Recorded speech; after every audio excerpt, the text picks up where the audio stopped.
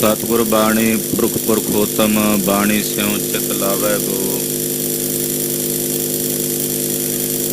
गुरबाणी सुनत मेरा मन द्रव्या मन भीना निज कर आवै गो। श्री गुरु ग्रंथ साहिब जी महाराज जी दी पावन पवित्र हजूरी च जुड़ बैठी गुरु की साजी और नवाजी हुई। गुरु स्वरूप गुरु खालसा साध संगत जियो धनता दे पात्र हो। तिलक ते जंजू दे राखे जगत गुरु श्री गुरु तेग बहादुर साहिब महाराज सतगुरु जी दे पावन पवित्र चरण छो प्राप्त इतिहासक स्थान ते नेता प्रति हाजरियां भर के साहिबे कमाल पंथ वाली सतगुरु श्री गुरु गोबिंद सिंह साहिब जी महाराज जी दे पवित्र इतिहास की लड़ीवार कथा बहुत ही अदब सत्कार ते शरधा सहित सरवण कर रहे। राजस्थान दे इलाके दा सतगुरु कलगीधर जी भ्रमण कर रहे ने। राजस्थान दा एक प्रसिद्ध नगर है बगौर। कलगीधर पातशाह जी महाराज बगौर नगर विखे पहुंचे ने। इत्थे उतारा कीता सुंदर बाग विच, पर बगौर दे निवासियों दे मन विच खदशा सी कि साडे ते हमला ना करन। भाई धर्म सिंह जी नूं सतगुरां ने भेज के इन्हां नूं तसल्ली दित्ती कि खालसा पहल नहीं करदा, पर जे कोई पहल करे ते फिर उहदी भाजी दुगनी करके मोड़दा है। साडा इत्थे आउण दा प्रयोजन है कि असीं इत्थे ਉਹ ਥਾਂ ਉਹ ਇਤਿਹਾਸਕ जगह वेखना चाहुंदे आ जिथे द्वापर युग दे विच पांडवां विचों बली भीम ने करीचक दा वध कीता सी, करीचक नूं मारिया सी। सतगुरु जी नूं फिर भी इन्हां ने बेनती कीती, जी साडे मन विच तसल्ली नहीं, तुसीं नगर तो दूर डेरा रखो। सतगुरां ने इन्हां दी बेनती मन लई ते नगर निवासियों नूं नाल लैके इत्थों दीयां जिहड़ियां इतिहासक थावां ने वो सतगुरु कलगीधर जी वेखदे ने। बगौर विच महाराज जी दा निवास है, पर जिवें कोई घटना घटनी हुंदी है, परमेश्वर दी खेड़ है। बगौर विखे एक जंग होया छोटा जिहा। अज दी उस कथा विच बगौर दे जंग दा जिक्र महाकवि भाई संतोख सिंह जी कर रहे हैं। आओ कुछ समय लई अपनियां मन बिरतियां गुरुदेव दे पवित्र चरनां नाल जोड़िए। कलगीधर जी दे चरनां विच अपनी हाजरी लवाइए। समूह माई भाई अपनी रसना नूं पवित्र करो। आखो जी सतनाम श्री वाहिगुरु साहिब जी। सतनाम श्री वाहिगुरु साहिब जी। दोहरा एक दिन उष्टर गुरु के चरण गाए पुर तीर। एक दिन सतगुरु कलगीधर पातशाह जी महाराज जी दे कुछ ऊंट, क्योंकि सतगुरां दे दल नाल ऊंट भी ने, घोड़े भी ने, गड्डियां नूं खिच्चण वाले बलद भी ने। ਤੋ ਕੁਝ ਊਂਠ ਵੀ ਮਹਾਰਾਜ ਜੀ ਦੇ ਨਾਲ ਸਨ, ਕਿਉਂਕਿ ਉਹਨਾਂ ਵੇਲਿਆਂ ਵਿੱਚ ਊਂਠਾਂ ਪਿੱਛੇ ਵੀ ਗੱਡੇ ਪਾ ਕੇ ਸਾਜੋ ਸਮਾਨ ਢੋਆ ਢਵਾਈ ਵਾਸਤੇ ਰੱਖੇ ਜਾਂਦੇ ਸੀ। ਮਹਾਰਾਜ ਜੀ ਦੇ ਕੁਝ ਊਂਠ ਸਨ ਬਗੌਰ ਨਗਰ ਦੇ ਵਿੱਚ, ਜਿੱਥੇ ਸਤਿਗੁਰਾਂ ਦਾ ਉਤਾਰਾ ਹੈ, ਜਿਹੜਾ ਊਂਠਾਂ ਨੂੰ ਚਾਰਨ ਵਾਲਾ ਚਰਵਾਇਆ ਹੈ, ਸੇਵਾਦਾਰ ਹੈ ਸਤਿਗੁਰਾਂ ਦੇ ਊਂਠਾਂ ਦਾ, ਉਹ ਊਂਠ ਲੈ ਕੇ ਚਾਰਨ ਵਾਸਤੇ ਨਗਰ ਦੇ ਨੇੜੇ ਗਿਆ। ਬਾਗਨ ਵਿਖੇ ਪ੍ਰਵੇਸ਼ ਪੇ ਲਤਾ ਤਰੁਨ ਵੱਡ ਪੀਰ। ਨੇੜੇ ਨੇੜੇ ਨਗਰ ਦੇ ਬਹੁਤ ਸਾਰੇ ਬਾਗ ਨੇ, ਹਰਿਆਵਲ ਹੈ, ਤੇ ਊਂਠ ਜਿਹੜੇ ਨੇ ਉਹ ਚਰਨ ਵਾਸਤੇ ਉੱਥੇ ਪਹੁੰਚੇ ਨੇ। ਬਾਗਾਂ ਦੇ ਵਿੱਚ ਹਰੇ ਰੰਗ ਦੀਆਂ ਜਿਹੜੀਆਂ ਵੇਲਾਂ ਨੇ, ਉਹਨਾਂ ਵੇਲਾਂ ਨੂੰ ਊਂਠ ਜਿਹੜੇ ਨੇ ਜਾ ਕੇ ਚਰ ਰਹੇ ਨੇ। ਇੱਧਰ ਰਾਜਸਥਾਨ ਦੇ ਇਲਾਕੇ 'ਚੋਂ ਵੇਲਾਂ ਬੜੀਆਂ ਲੰਬੀਆਂ ਲੰਬੀਆਂ ਹੁੰਦੀਆਂ, ਹਰਿਆਵਲ ਨਾਲ ਭਰੀਆਂ, ਊਂਠ ਉਹਨਾਂ ਨੂੰ ਪਸੰਦ ਦੇ ਨਾਲ ਖਾਂਦੇ ਹਨ। ਤੋ ਬਾਗ ਦੇ ਵਿੱਚ ਨੇੜੇ ਤੇੜੇ ਕੁਝ ਬਾਗ ਸਨ ਨਗਰ ਦੇ, ਊਂਠ ਚਰਦੇ ਚਰਦੇ ਜਿਹੜੇ ਨੇ ਉਹਨਾਂ ਬਾਗਾਂ ਦੇ ਵਿੱਚ ਵੇਲਾਂ ਨੂੰ ਚਰਨ ਲੱਗੇ।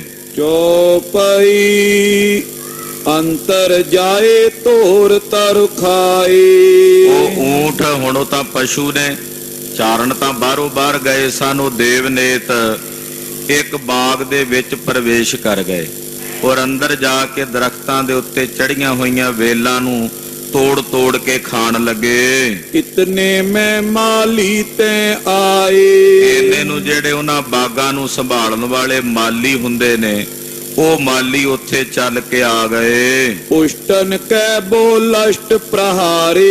ਉਹਨਾਂ ਦੇ ਹੱਥਾਂ ਵਿੱਚ ਡਾਂਗਾਂ ਸਨ ਤੇ ਡਾਂਗਾਂ ਨਾਲ ਊਂਠਾਂ ਨੂੰ ਕੁੱਟਣਾ ਸ਼ੁਰੂ ਕਰ ਦਿੱਤਾ। ਊਂਠਾਂ ਨੂੰ ਕੁੱਟ-ਕੁੱਟ ਕੇ ਬਾਗ ਦੇ ਵਿੱਚੋਂ ਬਾਹਰ ਕੱਢਦੇ ਹਨ। ਦੀਗਾਰੀ ਬੋਵੈਰ ਨਿਕਾਰੇ। ਨਾਲੇ ਊਂਠਾਂ ਨੂੰ ਬਾਹਰ ਕੱਢਦੇ ਨੇ, ਨਾਲੇ ਸਤਿਗੁਰੂ ਸੱਚੇ ਪਾਤਸ਼ਾਹ ਜੀ ਦੇ ਨਾਲ ਜਿਹੜੇ ਸਿੰਘ ਨੇ ਉਹਨਾਂ ਨੂੰ ਗਾਲਾਂ ਕੱਢਦੇ। ਊਂਠਾਂ ਨੂੰ ਬਾਹਰ ਕੱਢਦੇ ਆ, ਨਾਲੇ ਕਹਿੰਦੇ ਇਹਨਾਂ ਦੇ ਜਿਹੜੇ ਖਸਮ ਨੇ, ਇਹਨਾਂ ਦੇ ਮਾਲਕ ਨੇ, ਉਹਨਾਂ ਵਾਸਤੇ ਭੱਦੀ ਸ਼ਬਦਾਵਲੀ ਦੀ ਵਰਤੋਂ ਕਰਦੇ, ਗਾਲਾਂ ਕੱਢਦੇ ਹਨ। ਹਿਤ ਤੇ ਉਸ਼ਟਵਾਨ ਮਿਲ ਗਏ। ਇਧਰੋਂ ਜਿਹੜੇ ਊਂਠਾਂ ਨੂੰ ਸਾਂਭਣ ਵਾਲੇ ਮਹਾਰਾਜ ਜੀ ਦੇ ਸੇਵਾਦਾਰ ਸਨ, ਉਹ ਵੀ ਇਕੱਠੇ ਹੋ ਕੇ ਆ ਗਏ। ਦੇ ਦੇ ਗਾਰ ਲਰਤ ਸੋ ਪਏ। ਉਧਰੋਂ ਮਾਲੀ ਇਹਨਾਂ ਨੂੰ ਗਾਲਾਂ ਕੱਢਣੇ, ਆਖਣ ਵੀ ਪਸ਼ੂ ਨੇ ਜੇ ਦੇਵਨੇਤ ਬਾਗ 'ਚ ਚਲੇ ਗਏ ਨੇ ਤੇ ਉਹ ਵੇਲ ਹੀ ਖਾਂਦੇ ਨੇ। ਉਹਨਾਂ ਵੇਲਾਂ ਦਾ ਹੋਰ ਤਾਂ ਕੁਝ ਫਾਇਦਾ ਨਹੀਂ ਹੈ, ਨਾ ਉਹਨਾਂ ਨੂੰ ਫਲ ਲੱਗਦਾ। ਜੇ ਦਰਖਤਾਂ ਤੋਂ ਇਹਨਾਂ ਊਂਠਾਂ ਨੇ, ਜਾਨਵਰ ਨੇ ਵੇਲਾਂ ਖਾ ਲੀਆਂ ਤੇ ਇਹੋ ਜਿਹਾ ਕੀ ਘਾਟਾ ਪੈ ਗਿਆ, ਕਿਹੜਾ ਤੁਹਾਡਾ ਬਗੀਚਾ ਬਾਗ ਜਿਹੜਾ ਉਹ ਤਹਿਸ ਨਹਿਸ ਹੋ ਗਿਆ। ਉਹ ਜਿਹੜੇ ਮਾਲੀ ਸਨ ਸਿਰੇ ਚੜੇ ਹੋਏ, ਉਹਨਾਂ ਨੇ ਅੱਗੋਂ ਗਾਲਾਂ ਕੱਢੀਆਂ। ਜਿਹੜੇ ਊਂਠਾਂ ਨੂੰ ਸਾਂਭਣ ਵਾਲੇ ਸਨ, ਫਿਰ ਉਹ ਵੀ ਅੱਗੋਂ ਕਹਿੰਦੇ ਗਾਲੋ ਗਾਲੀ ਹੋ ਗਏ, ਆਪਸ ਦੇ ਵਿੱਚ ਇਹਨਾਂ ਦੀ ਲੜਾਈ ਹੋਣ ਲੱਗੀ। ਲਾਠੀ ਸੋਟਨ ਪਈ ਲੜਾਈ। ਮਾਲੀਆਂ ਦੇ ਕੋਲ ਵੀ ਡਾਂਗਾਂ ਸੀ, ਇੱਧਰ ਊਂਠ ਜਿਹੜੇ ਲੈ ਕੇ ਆਏ ਉਹਨਾਂ ਕੋਲ ਵੀ ਡਾਂਗਾਂ। ਅਖੀਰ ਨੂੰ ਲਾਠੀ ਸੋਟੀ ਹੋ ਗਈ, ਡਾਂਗੋ ਡਾਂਗੀ ਹੋ ਗਏ, ਆਪਸ ਵਿੱਚ ਡਾਂਗਾਂ ਨਾਲ ਸੋਟੀਆਂ ਨਾਲ ਲੜਨ ਲੱਗੇ। ਮਾਰੇ ਉਪਬਨਵਾਨ ਪਲਾਈ। ਹੁਣ ਇਹ ਤਗੜੇ ਸਨ, ਇੱਧਰ ਜਿਹੜੇ ਊਂਠਾਂ ਨੂੰ ਸਾਂਭਣ ਵਾਲੇ ਮਹਾਰਾਜ ਜੀ ਦੇ ਸੇਵਾਦਾਰ ਸਨ। ਜਦੋਂ ਡਾਂਗ ਚਲਾਈ ਚੰਗੀ ਤਰ੍ਹਾਂ, ਉਹ ਜਿਹੜੇ ਮਾਲੀ ਸਨ ਬਾਗ ਵਾਲੇ, ਉਹਨਾਂ ਨੂੰ ਭੱਜਣਾ ਪਿਆ, ਉਹਨਾਂ ਨੂੰ ਨੱਠਣਾ ਪਿਆ। ਲੇ ਉਸ਼ਟਰ ਏ ਗੁਰ ਟਿਗਿਆ ਏ। ਇਹ ਸੇਵਾਦਾਰ ਸਤਿਗੁਰਾਂ ਦੇ ਜਿਹੜੇ ਸਨ, ਊਂਠਾਂ ਨੂੰ ਲੈ ਕੇ ਵਾਪਸ ਜਿੱਥੇ ਸਤਿਗੁਰਾਂ ਦਾ ਡੇਰਾ ਸੀ ਉੱਥੇ ਆ ਗਏ। ਮਾਲੀ ਕਰਨ ਪੁਕਾਰ ਸਿਧਾਏ। ਉਹ ਜਿਹੜੇ ਮਾਲੀ ਸਨ ਬਾਗਾਂ ਦੇ, ਉਹ ਇਕੱਠੇ ਹੋ ਕੇ ਨਗਰ ਦੇ ਵਿੱਚ ਪੁਕਾਰ ਕਰਨ ਲਈ ਗਏ। ਤਿੰਨ ਸੁਨ ਕੈ ਇਮ ਠਠੀ ਸਲਾਹ। ਹੁਣ ਇਹਨਾਂ ਨੇ ਨਗਰ ਵਾਲਿਆਂ ਨਾਲ, ਬਗੌਰ ਵਾਲਿਆਂ ਨਾਲ ਰਲ ਕੇ ਸਲਾਹ ਕੀਤੀ।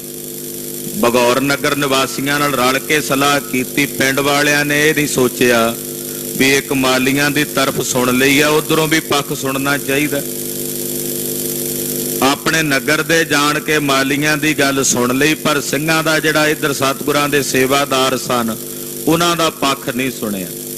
ਉਹਨਾਂ ਨਗਰ ਨਿਵਾਸੀਆਂ ਨੇ ਮਾਲੀਆਂ ਨਾਲ ਰਲ ਕੇ ਸਲਾਹ ਕੀਤੀ। ਸਿੰਘ ਜੋ ਆਵੇ ਕੋ ਇਤਰਾਹਾ। ਕਹਿੰਦੇ ਵੀ ਏਦਾਂ ਕਰੋ ਵੀ ਇਹ ਇਕੱਠੇ ਹੁੰਦੇ ਨੇ ਨਾ ਜਦੋਂ ਸਿੰਘ, ਉਦੋਂ ਕਾਬੂ ਕਰਨੇ ਔਖੇ ਨੇ। ਜਦੋਂ ਕੋਈ ਕੱਲਾ ਦੁਕੱਲਾ ਇਹਨਾਂ ਦਾ ਸਿੰਘ ਇਸ ਰਸਤੇ ਚੱਲ ਕੇ ਆਵੇ, ਤਿਸ ਕੋ ਹਤੇ ਮੁਸ਼ਟ ਅਰ ਸੋਟੇ। ਕਹਿੰਦੇ ਉਸ ਸਿੰਘ ਨੂੰ ਡਾਂਗਾਂ ਦੇ ਨਾਲ ਕੁੱਟਾਂਗੇ, ਮੁੱਕਿਆਂ ਨਾਲ ਮਾਰਾਂਗੇ ਔਰ ਆਪਣਾ ਬਦਲਾ ਲਵਾਂਗੇ। ਪਲਟਾ ਲੈ ਕਰੀ ਕ੍ਰਿਤ ਖੋਟੇ। ਕਿਉਂਕਿ ਉਹਨਾਂ ਨੇ ਖੋਟਾ ਕੰਮ ਕੀਤਾ, ਮਾਲੀਆਂ ਨੂੰ ਕੁੱਟਿਆ, ਸਾਡਿਆਂ ਨੂੰ। ਜਦੋਂ ਕੋਈ ਸਿੰਘ ਕੱਲਾ ਦੁਕੱਲਾ ਇੱਧਰ ਆ ਗਿਆ, ਸਾਡੇ ਡਿੱਕੇ ਫਸ ਗਿਆ, ਉਹਨੂੰ ਪਕੜ ਕੇ ਡਾਂਗਾਂ ਨਾਲ ਕੁੱਟਾਂਗੇ, ਨਾਲੇ ਮੁੱਕੇ ਵਗੈਰਾ ਮਾਰ ਕੇ ਆਪਣਾ ਬਦਲਾ ਲਵਾਂਗੇ। ਰਹੇ ਤਕਾਵਤ ਕਾਤ ਬਹੋਰੀ। ਏਦਾਂ ਇਹਨਾਂ ਮਾਲੀਆਂ ਨਾਲ ਰਲ ਕੇ ਪਿੰਡ ਵਾਲਿਆਂ ਨੇ ਦਾ ਤੱਕਣਾ ਸ਼ੁਰੂ ਕੀਤਾ। ਬਹਿ ਗਏ, ਦਾ ਵੇਖਦੇ ਨੇ ਵੀ ਹੁਣ ਸਿੰਘ ਕਦੋਂ ਕੋਈ ਆਵੇ ਸਾਡੇ ਅੜਿੱਕੇ ਔਰ ਉਹਨੂੰ ਪਕੜ ਕੇ ਅਸੀਂ ਮਾਰੀਏ। ਗਮਨਿਓ ਸਿੰਘ ਏਕ ਤਿਸ ਠੌਰੀ। ਹੁਣ ਸਿੰਘਾਂ ਨੂੰ ਕੀ ਪਤਾ ਸੀ ਵੀ ਇਹ ਪਿੰਡ ਵਾਲੇ ਰਲ ਕੇ ਮਾਲੀਆਂ ਦੇ ਨਾਲ ਏਦਾਂ ਦੀ ਕਰਤੂਤ ਕਰਨਗੇ। ਇੰਨੇ ਨੂੰ ਇੱਕ ਸਿੰਘ ਉਹ ਬੇਫਿਕਰੀ ਦੇ ਆਲਮ ਦੇ ਵਿੱਚ ਚੱਲਦਾ ਚੱਲਦਾ ਉਸੇ ਪਾਸੇ ਚਲਾ ਗਿਆ। ਦੁਸ਼ਟਨ ਕੇਰ ਲਿਓ ਟਿਗ ਆਏ। ਸਿੰਘ ਗਿਆ, ਇਹਨਾਂ ਨੇ ਸਾਰਿਆਂ ਨੇ ਰਲ ਕੇ ਉਸ ਕੱਲੇ ਸਿੰਘ ਨੂੰ ਘੇਰਾ ਪਾ ਲਿਆ। ਉਸ ਸਿੰਘ ਦਾ ਰਸਤਾ ਰੋਕ ਕੇ ਉਹਨੂੰ ਘੇਰ ਲਿਆ। ਹਿਤ ਮਾਰਨ ਕੈ ਹੱਥ ਉਠਾਏ। ਇਹਨਾਂ ਦੇ ਹੱਥਾਂ ਵਿੱਚ ਡਾਂਗਾਂ ਸਨ, ਸੋਟੇ ਸਨ। ਡਾਂਗਾਂ ਸੋਟੇ ਲੈ ਕੇ ਸਿੰਘ ਨੂੰ ਮਾਰਨ ਵਾਸਤੇ ਨੇੜੇ ਆਏ। ਕੋਪਿਓ ਸਿੰਘ ਕਿਰਪਾਨ ਨਿਕਾਰੀ। ਪਹਿਲਾਂ ਸਿੰਘ ਨੇ ਆਖਿਆ, ਉਹ ਭਾਈ ਇਹ ਕੀ ਕਰਨ ਲੱਗੇ ਹੋ? ਅਸੀਂ ਲੜਨਾ ਨਹੀਂ ਤੁਹਾਡੇ ਨਾਲ। ਸਿੰਘ ਨੇ ਪਹਿਲਾਂ ਇਹਨਾਂ ਨੂੰ ਕਿਹਾ ਪਿਆਰ ਨਾਲ, ਮੈਂ ਲੜਨ ਨਹੀਂ ਆਇਆ ਤੁਹਾਡੇ ਨਾਲ ਭਾਈ, ਨਾ ਅਸੀਂ ਲੜਨਾ ਹੈ, ਨਾ ਸਾਨੂੰ ਗੁਰੂ ਸਾਹਿਬ ਦਾ ਹੁਕਮ ਹੈ ਤੁਹਾਡੇ ਨਾਲ ਲੜਨ ਦਾ। ਪਰ ਇਹ ਸਿਰੇ ਚੜੇ ਹੋਏ ਵੀ ਕੱਲਾ ਕਾਬੂ ਆਇਆ। ਡਾਂਗਾਂ ਸੋਟੇ ਉਹਨਾਂ ਦੇ ਕੋਲ, ਤੇ ਜਦੋਂ ਚਾਰੇ ਪਾਸਿਓਂ ਘੇਰ ਕੇ ਮਾਰਨ ਲੱਗੇ ਤੇ ਹੁਣ ਉਹ ਸਿੰਘ ਤਲਵਾਰ ਧਾਰੀ ਸੀ, ਸ਼ਸਤਰ ਧਾਰੀ ਸੀ। ਸਿੰਘ ਨੇ ਵੇਖਿਆ ਹੁਣ ਗਾਤਰੇ ਵਿੱਚ ਪਾਈ ਸਦਾ ਦੀ ਸਾਥਣ, ਆਤਮ ਰੱਖਿਆ ਵਾਸਤੇ ਤਾਂ ਫਿਰ ਇਹਨੂੰ ਚੁੱਕਣਾ ਵਾਜਬ ਹੈ ਨਾ। ਅਗਲਾ ਮਾਰ ਜਾਏ, ਸਾਡੇ ਬੱਚੇ ਰੋਣ, ਇਹਦੇ ਨਾਲੋਂ ਚੰਗਾ ਉਹਨੂੰ ਮਾਰੋ, ਉਹਦੇ ਰੋਂਦੇ ਫਿਰਨ। ਇਹ ਸੂਰਮੇ ਦੀ ਬਿਰਤੀ ਹੁੰਦੀ ਹੈ। ਕਹਿੰਦੇ ਭਾਈ ਹੁਣ ਤਾਂ ਇਹ ਤਲਵਾਰ ਮੈਨੂੰ ਕੱਢਣੀ ਪੈਣੀ ਹੈ। ਸਿੰਘ ਨੇ ਆਪਣੇ ਮਿਆਨ ਚੋਂ ਤਲਵਾਰ ਧੂ ਲਈ। ਫਾਂਦ ਫਾਂਦ ਇੱਕ ਦਵੈ ਕੈ ਚਾਰੀ। ਜਦੋਂ ਆਏ ਨਾ ਨੇੜੇ, ਫਿਰ ਤਲਵਾਰ ਸਿੰਘ ਨੇ ਵੀ ਧੂ ਲਈ। ਕਹਿੰਦੇ ਸੋਚ ਕੇ ਆਇਓ ਬਈ ਨੇੜੇ, ਮੁੜ ਕੇ ਨਾ ਆਖਿਓ ਦੱਸਿਆ ਨਹੀਂ। ਫਿਰ ਵੀ 2-3 ਜਣੇ ਵੱਧ ਕੇ ਜਦੋਂ ਅੱਗੇ ਆਏ ਤੇ ਸਿੰਘ ਨੇ ਫਿਰ ਤਲਵਾਰ ਦਾ ਵਾਰ ਕੀਤਾ। ਇੱਕ ਦੋਹਾਂ ਨੂੰ ਫੱਟੜ ਕੀਤਾ, ਜਾਨੋਂ ਨਹੀਂ ਮਾਰਿਆ ਕਿਸੇ ਨੂੰ, ਉਹਨਾਂ ਨੂੰ ਫੱਟੜ ਕਰ ਦਿੱਤਾ, ਸਿੰਘ ਨੇ ਜ਼ਖਮੀ ਕਰ ਦਿੱਤਾ। ਪਰਿਓ ਰੋਰ ਇਤ ਉਤ ਮੈਂ ਭਾਰੋ। ਇੱਕਦਮ ਰੌਲਾ ਪੈ ਗਿਆ, ਇੱਧਰ ਉੱਧਰ ਭਗਦੜ ਮੱਚ ਗਈ ਵੀ ਖੂਨੋ ਖੂਨ ਹੋਏ। 2-4 ਬੰਦੇ ਉਹਨਾਂ ਦੇ। ਸਿੰਘ ਦੇ ਹੱਥ 'ਚ ਤਲਵਾਰ ਸੀ। ਹੁਣ ਬੇਵਸੀ ਕਰਕੇ ਸਿੰਘ ਨੂੰ ਤਲਵਾਰ ਚਲਾਉਣੀ ਪਈ ਹੈ ਤੇ ਸਵੈ ਆਤਮ ਰੱਖਿਆ ਵਾਸਤੇ ਸ਼ਸਤਰ ਚੁੱਕਣਾ ਵਾਜਬ ਹੈ। ਤਾਂ ਉਸ ਵਕਤ ਕਹਿੰਦੇ ਜਦੋਂ 2-4 ਬੰਦੇ ਇਹਨਾਂ ਦੇ ਜ਼ਖਮੀ ਜੇ ਹੋਏ ਤੇ ਪਿਛਾਂ ਨੂੰ ਦੌੜੇ, ਇੱਕਦਮ ਰੌਲਾ ਪੈ ਗਿਆ। ਸ਼੍ਰੋਨ ਖਾਲਸੇ ਕੇ ਕਿਨ ਡਾਰੋ। ਉਧਰ ਖਾਲਸੇ ਦੇ ਕੰਨੀ ਖਬਰ ਪੈ ਗਈ ਸਿੰਘਾਂ ਦੂਜਿਆਂ ਦੇ ਵੀ ਸਾਡਾ ਸਾਥੀ ਘੇਰ ਕੇ ਪਿੰਡ ਵਾਲਿਆਂ ਨੇ ਕੁੱਟਣਾ ਸ਼ੁਰੂ ਕੀਤਾ। ਇੱਕਦਮ ਜਦੋਂ ਸਿੰਘਾਂ ਦੇ ਕੰਨੀ ਖਬਰ ਪਈ, ਲੇਕਰ ਹੁਕਮ ਨਾਥ ਕੋ ਤਾਏ। ਸਿੰਘਾਂ ਨੇ ਕਲਗੀਧਰ ਨੂੰ ਬੇਨਤੀ ਕੀਤੀ, ਮਹਾਰਾਜ ਵੀ ਇਹ ਤਾਂ ਸਾਡੇ ਕੱਲੇ ਸਿੰਘ ਨੂੰ ਘੇਰ ਕੇ ਮਾਰਦੇ ਪਏ ਨੇ। ਚਾਰੇ ਪਾਸਿਓਂ ਡਾਂਗਾਂ ਸੋਟੇ ਲੈ ਕੇ, ਹਥਿਆਰ ਲੈ ਕੇ ਆਏ ਨੇ ਤੇ ਸਾਨੂੰ ਸਾਡੇ ਸਾਥੀ ਨੂੰ ਬਚਾਉਣਾ ਚਾਹੀਦਾ। ਸਤਿਗੁਰਾਂ ਦਾ ਹੁਕਮ ਲੈ ਕੇ ਫਿਰ ਬਾਕੀ ਜਿਹੜੇ ਕੁਝ ਕੁ ਸਿੰਘ ਸਨ ਉਹ ਵੀ ਉੱਥੇ ਮੌਕੇ ਤੇ ਪਹੁੰਚ ਗਏ ਜਿੱਥੇ ਲੜਾਈ ਹੁੰਦੀ ਸੀ। ਕਸੀ ਤੁਫੰਗੇ ਜੰਗ ਮਚਾਏ। ਸਿੰਘਾਂ ਦੇ ਕੋਲ ਬੰਦੂਕਾਂ ਸਨ। ਬੰਦੂਕਾਂ ਭਰ ਕੇ ਗੋਲੀਆਂ ਤਿਆਰ ਕਰਕੇ ਆ ਕੇ ਗੋਲੀਆਂ ਦਾਗੀਆਂ। ਦੋਏ ਦਿਸ਼ ਕੇ ਨਰ ਗਨ ਪਟ ਹੋਏ ਕੈ। ਉਧਰੋਂ ਪਿੰਡ ਵਾਲੇ ਵੀ ਬਹੁਤ ਸਾਰੇ ਬੰਦੇ ਹੋਰ ਹਥਿਆਰ ਲੈ ਕੇ, ਤਲਵਾਰਾਂ ਲੈ ਕੇ, ਬੰਦੂਕਾਂ ਲੈ ਕੇ ਉਹ ਵੀ ਆ ਗਏ। ਦੋਹਾਂ ਪਾਸਿਓਂ ਭੇੜ ਹੋਣ ਲੱਗਾ, ਦੋਹਾਂ ਪਾਸਿਓਂ ਗੋਲੀਆਂ ਤੇ ਹਥਿਆਰ ਚੱਲਣ ਲੱਗੇ। ਮਚਿਓ ਲੋਹ ਚਿਤ ਮੈਂ ਰਿਸ ਕਹਿ ਕਹਿੰਦੇ ਕੈ ਲੋਹੇ ਤੇ ਲੋਹਾ ਵੱਜਣ ਲੱਗਾ ਤੇ ਦੋਹਾਂ ਪਾਸਿਓਂ ਰੋਸ ਦੇ ਨਾਲ ਸੂਰਮੇ ਲੜਨ ਲੱਗੇ। ਵਹਿਰ ਨਗਰ ਤੇ ਮਚੀ ਲੜਾਈ ਏਦਾਂ ਭਗੌਰ ਨਗਰ ਦੇ ਬਾਹਰ ਹੀ ਕਹਿੰਦੇ ਲੜਾਈ ਮਚੀ ਹੈ। ਨਗਰ ਦੇ ਬਾਹਰ ਇਹ ਜੰਗ ਹੋਇਆ।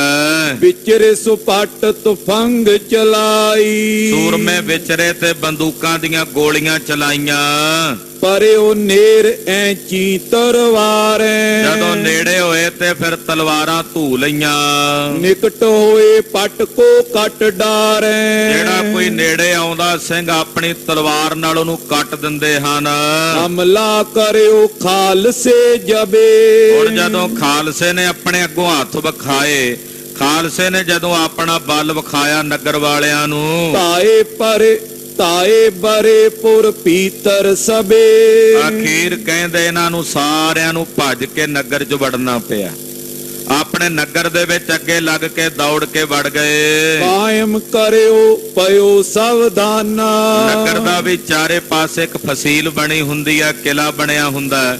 ਉਹ ਜਾ ਕੇ ਨਗਰ ਵਾਲਿਆਂ ਨੇ ਤਗੜਾ ਕਰ ਲਿਆ, ਅੰਦਰ ਜਾ ਕੇ ਸਾਵਧਾਨੀ ਕਰ ਲਈ। ਲੈ ਕਰਿਓ ਟਨ ਲਰੇ ਮਾਨਾ ਸਿੰਘ ਜਦੋਂ ਨੇੜੇ ਗਏ ਤੇ ਨਗਰ ਦੇ ਵਿੱਚ ਜਿਹੜੀ ਫਸੀਲ ਬਣੀ ਹੋਈ ਸੀ ਨਗਰ ਦੀ, ਨਗਰ ਨਿਵਾਸੀ ਭਗੌਰ ਦੇ ਜਿਹੜੇ ਲੋਕ ਸਨ ਉਹਦੀ ਓਟ ਲੈ ਕੇ ਸਿੰਘਾਂ ਦੇ ਨਾਲ ਲੜਨ ਲੱਗੇ, ਗੋਲੀਆਂ ਚਲਾਉਣ ਲੱਗੇ। ਵਹਿਰ ਸਿੰਘ ਚੋਂ ਦਿਸ਼ਾ ਰਸਾਏ ਬਾਹਰੋਂ ਸਿੰਘ ਵੀ ਵੀਰ ਰਸ ਦੇ ਵਿੱਚ ਆਏ ਹੋਏ। ਸਿੰਘਾਂ ਨੇ ਵੇਖਿਆ ਵੀ ਇਹਨਾਂ ਨੇ ਵਧੀਕੀ ਕੀਤੀ ਹੈ, ਕੱਲੇ ਸਿੰਘ ਨੂੰ ਪਕੜ ਕੇ ਮਾਰਿਆ। ਮੁੜ ਕੇ ਜੇ ਉਦਾਂ ਆ ਕੇ ਬੇਨਤੀ ਕਰ ਲੈਂਦੇ ਸਤਿਗੁਰੂ ਜੀ ਵੀ ਆਹ ਗੱਲ ਹੋਈ ਹੈ, ਮਹਾਰਾਜ ਜੀ ਦੇ ਕੋਲੋਂ ਆ ਕੇ ਪਾਤਸ਼ਾਹ ਨੂੰ ਬੇਨਤੀ ਨਹੀਂ ਕੀਤੀ, ਆਪ ਵਧੀਕੀਆਂ ਕਰਦੇ ਆ, ਤੇ ਫਿਰ ਖਾਲਸਾ ਨਾ ਕਿਸੇ ਤੇ ਵਧੀਕੀ ਜਰਦਾ ਨਾ ਕਿਸੇ ਤੇ ਵਧੀਕੀ ਕਰਦਾ। ਤੋ ਉਸ ਵਕਤ ਸਿੰਘ ਵੀ ਪੂਰੇ ਰੋਹ ਵਿੱਚ ਆਏ ਹੋਏ ਨਗਰ ਨਿਵਾਸੀਆਂ ਨਾਲ ਲੜ ਰਹੇ ਨੇ। ਲਾਏ ਮੋਰਚੇ ਤੁਪਕ ਚਲਾਏ ਸਿੰਘਾਂ ਨੇ ਵੀ ਬਾਹਰੋਂ ਮੋਰਚੇ ਲਾ ਲਏ ਤੇ ਗੋਲੀਆਂ ਦਾਗਣੀਆਂ ਸ਼ੁਰੂ ਕੀਤੀਆਂ। ਅੰਦਰੋਂ ਭਗੌਰ ਨਗਰ ਦੇ ਲੋਕਾਂ ਨੇ ਵੀ ਮੋਰਚਾਬੰਦੀ ਕਰਕੇ ਗੋਲੀਆਂ ਚਲਾਈਆਂ। ਲੋਥੇ ਵੈਰ ਛੋੜ ਕਰ ਭਾਗੇ ਇਹਨਾਂ ਦੇ ਕਈ ਬੰਦੇ ਬਾਹਰ ਜੰਗ ਦੇ ਮੈਦਾਨ 'ਚ ਮਾਰੇ ਗਏ ਸਨ।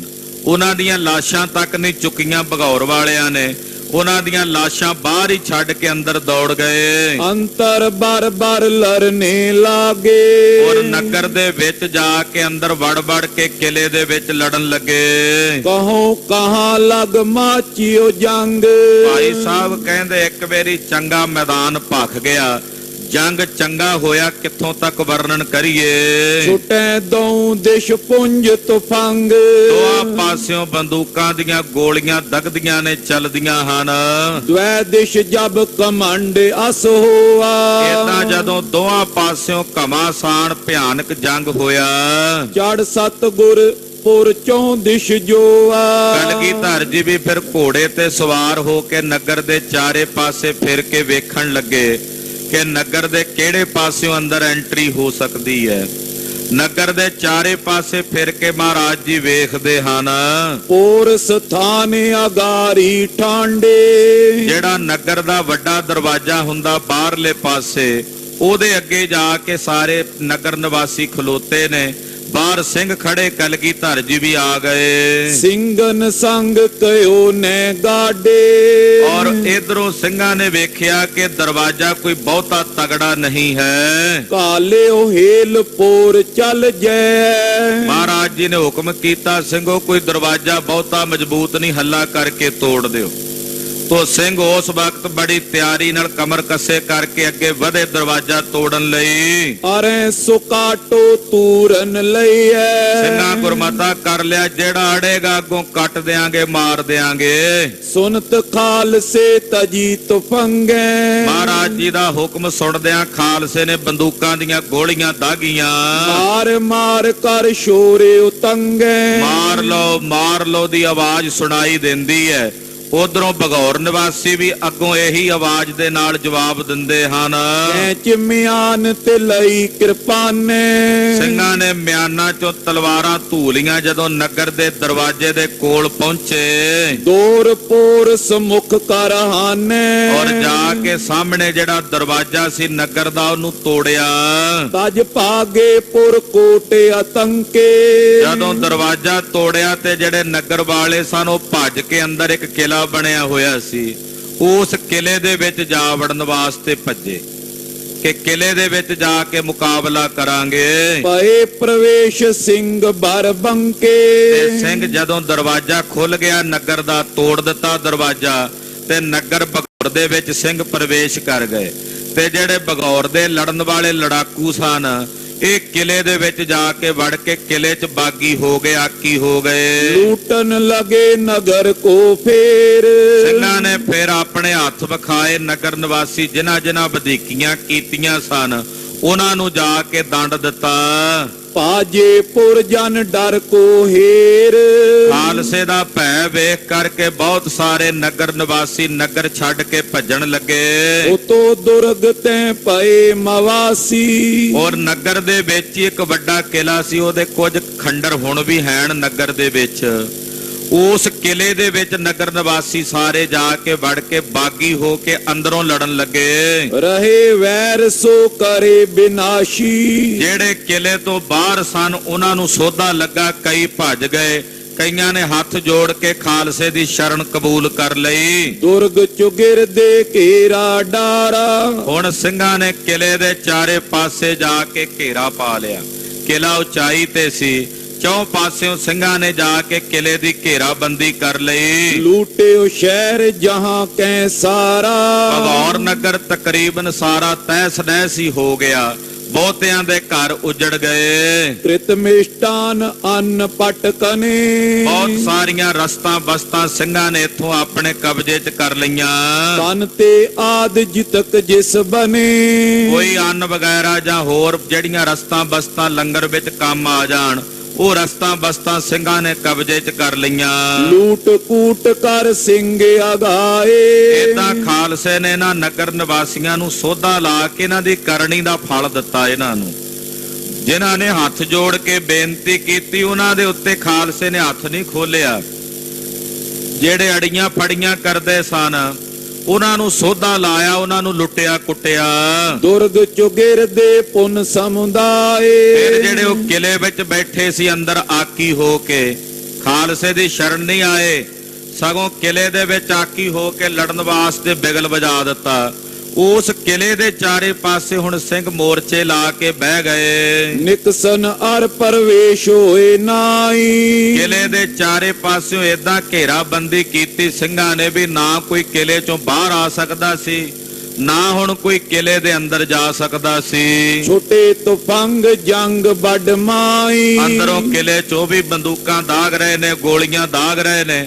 ਇਧਰੋਂ ਬਾਹਰੋਂ ਸਿੰਘ ਵੀ ਗੋਲੀ ਦਾ ਜਵਾਬ ਗੋਲੀ ਨਾਲ ਦਿੰਦੇ ਹਨ। ਗਰੀਅਨ ਮੈਂ ਤੈ ਲੋਥ ਭਰੀ ਹੈ। ਬਾਹਰ ਬਾਜ਼ਾਰ ਦੇ ਵਿੱਚ ਗਲੀਆਂ ਵਿੱਚ ਲਾਸ਼ਾਂ ਖਿੰਡੀਆਂ ਪਈਆਂ ਹਨ।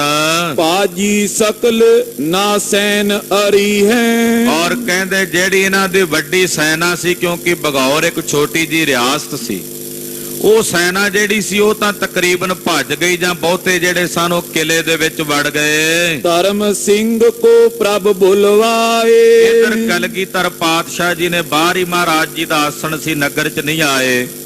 ਭਾਈ ਧਰਮ ਸਿੰਘ ਜੀ ਨੂੰ ਮਹਾਰਾਜ ਜੀ ਨੇ ਹੁਕਮ ਕੀਤਾ, ਬੁਲਾਇਆ। ਕਹਿਓ ਹੇਲ ਕਾਲੋ ਸਮੁਦਾਏ। ਮਹਾਰਾਜ ਜੀ ਨੇ ਭਾਈ ਧਰਮ ਸਿੰਘ ਨੂੰ ਹੁਕਮ ਕੀਤਾ, ਧਰਮ ਸਿੰਘ ਜੀ ਜਾਓ, ਤੁਸੀਂ ਜਾ ਕੇ ਅਗਵਾਈ ਕਰੋ ਸਿੰਘਾਂ ਦੀ, ਔਰ ਜਾ ਕੇ ਜ਼ੋਰ ਦਾ ਹੱਲਾ ਕਰਕੇ ਕਿਲਾ ਫਤਿਹ ਕਰ ਲਵੋ। ਨਿਕਟ ਮੋਰਚੇ ਦਿਓ ਟੁਕਾਈ। ਔਰ ਕਿਲੇ ਦੇ ਨੇੜੇ ਜਾ ਕੇ ਮੋਰਚੇ ਟੁਕਾ ਦਿਓ, ਕਿਲੇ ਦੇ ਨੇੜੇ ਮੋਰਚਾ ਬੰਦੀ ਕਰ ਲਵੋ। ਮਾਰੋ ਸ਼ਤਰਨ ਕੋ ਸਮੁਦਾਈ। ਔਰ ਇਹ ਜਿਹੜੇ ਸ਼ਤਰੂ ਨੇ, ਦੁਸ਼ਮਣ ਨੇ, ਇਹਨਾਂ ਨੂੰ ਸੋਧਾ ਲਾਓ। ਸੁਨ ਕੇ ਧਰਮ ਸਿੰਘ ਤਵ ਗਇਓ। ਮਹਾਰਾਜ ਜੀ ਦੇ ਬਚਨ ਭਾਈ ਧਰਮ ਸਿੰਘ ਜੀ ਹੋਣਾ ਨੇ ਸੁਣੇ। ਵੇਖੋ ਇੱਥੇ ਕਿੱਡੀ ਵੱਡੀ ਨਿਡਰਤਾ ਖਾਲਸੇ ਨੂੰ ਮਹਾਰਾਜ ਜੀ ਨੇ ਸਿਖਾਈ ਹੈ। ਆਪਣਾ ਸੂਬਾ ਨਹੀਂ ਹੈ, ਬਗਾਨੇ ਦੇਸ਼ ਵਿੱਚ ਨੇ ਇਸ ਵਕਤ ਸਤਿਗੁਰੂ ਜੀ। ਸਿੱਖਾਂ ਦੀ ਉੱਥੇ ਕੋਈ ਬਹੁਤ ਵੱਡੀ ਆਬਾਦੀ ਨਹੀਂ ਹੈ, ਪਰ ਮਹਾਰਾਜ ਜੀ ਦੱਸਣਾ ਚਾਹੁੰਦੇ ਆ ਕਿ ਜਿਹੜਾ ਸੂਰਮਾ ਹੁੰਦਾ ਹੈ ਉਹ ਪੂਰੀ ਧਰਤੀ ਤੇ ਕਿਤੇ ਵੀ ਹੋਵੇ ਉਹ ਆਪਣੀ ਸੂਰਮਤਾਈ ਦੇ ਨਾਲ ਆਪਣਾ ਰਾਜ ਕਾਇਮ ਕਰਨਾ ਜਾਣਦਾ ਹੈ।